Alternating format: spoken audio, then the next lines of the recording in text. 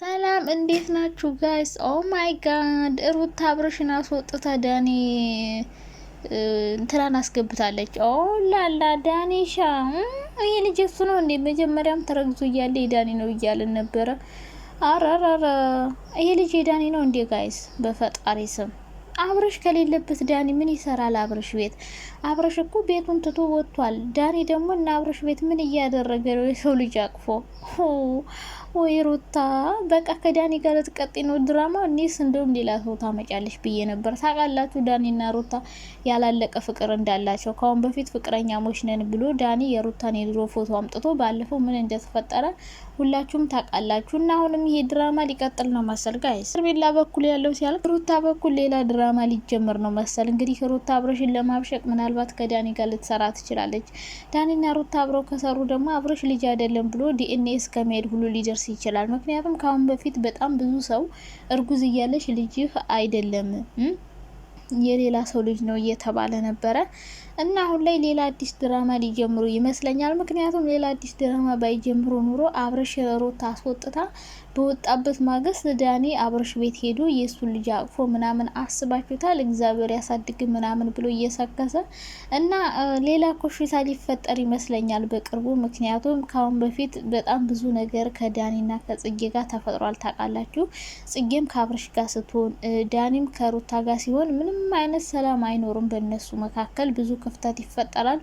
እና እንግዲህ አብርሽ በወጣበት አብርሽ በሌለበት ዳኒሻ አብርሽ ቤት ገብቶ እንግዲህ ልጁን አቅፎ ፈልሰስ እያለ ይታያል ማለት ነው። እንግዲህ ሩታ አዲስ ድራማ ልትጀምር ይሆናል ብዬ አስባለሁ። ምክንያቱም እንግዲህ ዩቲዩብ ላይ የሚታየው እንደዚህ አይነት ካፕል ሙድ፣ ጸብ ያለበት፣ ግጭት ያለበት፣ የሆነ የሚያስደነግጥ የሚያስፈራ መጥፎ ነገር በሙሉ ነው ዩቲዩብ ላይ የሚታየውና ሩታ ምን አስበሽ ነው ከዳኒ ጋር የመምጣት ሀሳብ አለሽ እንዴ? ለማንኛውም ከዚህ በኋላ እንግዲህ ልትመጣ ትችላለች። ብትመጣም ብዙ አትወቀስም፣ ምክንያቱም ከአብርሽ ጋር ተለያይቻለሁ ብላለች። ካሁን በፊት ግን ከወንድ ጋር ለመምጣት ሁሉ ያገዳስ ነገር ቢኖር አብርሽን ያው እንደ ፍቅረኛ እንደ ባል ስለምታየው ከሱ ጋር ሆና ደግሞ ሌላ ወንድ ብታመጣ በተመልካች ዘንድ ኦዲየንስ አይቀበልም በሚል እንትን ነው እንጂ ሩታ አሁን በፊትም ቢሆን እንደዛ አይነት እርጉዙና ራሱ ከወንዱ ጋር ስትሰራ ነበር። አሁን ግን ከወለደች በኋላ እንደዛ እያደረገች አይደለም። አሁን ግን ከአብርሽ ጋር ተለያይተናል ብለው ወረቀት ላይ እስከ መፈረም ደርሰዋል። ስለዚህ አሁን ላይ ሩታ ከማንም ወንድ ጋር ብትሰራ ብዙም ሰው አይቃወማትም። ምክንያቱም የዩቲዩብ ባህሪ እንደሆነ ይታወቃል። ግን ስለሰራሽ ብቻ ለልጇ የማይመጥን ስራ መስራት አለባት ብዬ አላስብም። እንግዲህ ሩታ ከዳኒ ጋር ለመስራት ያሰበች ይመስለኛል። ምክንያቱም ዳኒ የሚፈልገው ቪው እንዲታይላቸው፣ ሰው እንዲመለከታቸው፣ እንዲከተላቸው እንጂ ለምንም ነገር እንደማይጨነቁ ታውቃላችሁ። ምክንያቱም ካሁን በፊት በጣም ብዙ ነገር አድርገው አብርሽና ሩታን ህይወት እንደዚህ እንዲቃቃሩ እንዲለያዩ፣ በቃ መጥፎ ነገር በሁላቸውም መጥፎ ሳይድ ሩታ ከዳኒ ጋር የሆነ ግንኙነት እንዳላቸው አብርሽ ባይሰማ ኑሮ አብርሽ ለመጀመሪያ ጊዜ ከሩታ ቀጥሎ ያመጣት ጽጌን ነበረ።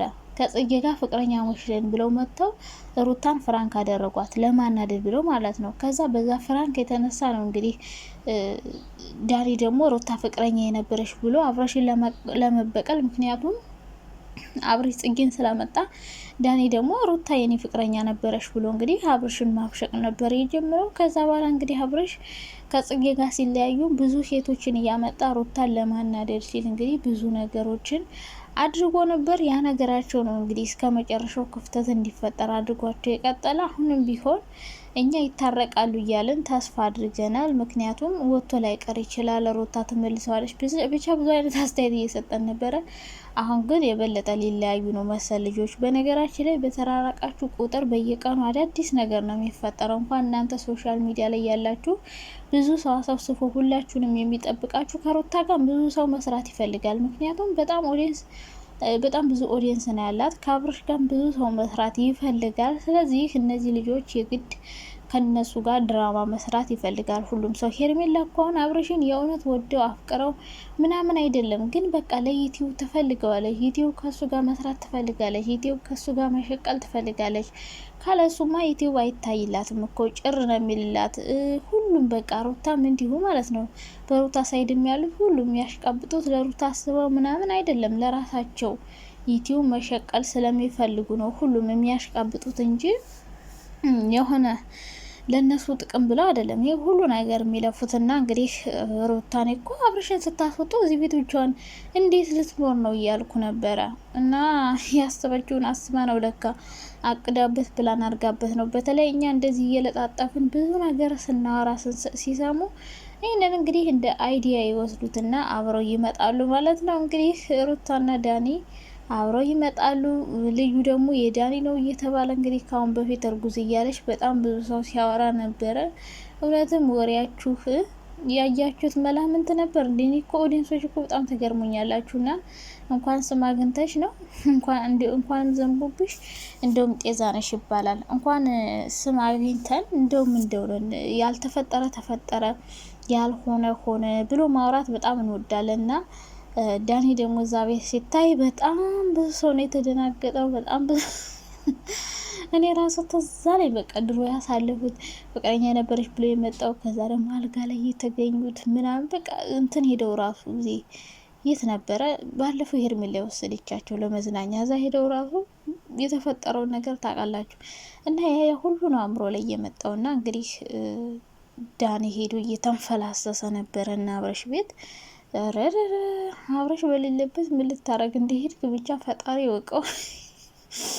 ወይ ጉድ ይገርማል። ብቻ ለማንኛውም ሌላ ትኩሳት ነው እንግዲህ እንኳን እንደዚህ አይነት ነገር ታይቶ እንደውም ብዙ ነገር ነው ብቻ ሶሻል ሚዲያ ላይ ያሉ ሰዎች ዳኒ ራሱ ሆን ብሎ ነው እቺን ነገር ያደረጋት። ሄዶ ቪዲዮ ተቀርጾ ፖስት ማድረግ አያስፈልግም። ምክንያቱም ካሁን በፊት ብዙ ነገር በዚህ መንገድ ስለተፈጠረ አሁን ደግሞ ኦዲየንሶች በተለይ እንደዚህ እንደኛ አይነቶች ትንሽ ዩቲዩበሮች በጣም ነው ማያያዝ የሚወዱትና አብረሽ ይሄን ነገር ሳይ በውስጡ ብዙ ነገር ያጭርበታል ብዬ አስባለሁ። ልጁ የኔ አይደለም እንዴ ሰው ልጅ ነው እንዴ ያሳድጉ ያለሁት የሚል ነገር ሊፈጠርበት ይችላል ብዬ አስባለሁ። በእርግጥ ልጁ ምንም ያጠራጥር ነገር የለውም። አብርሽን የሚመስል ፉንጋላ የሆነ ልጅ ነው የወለደው። ምንም ማንንም አይመስልም።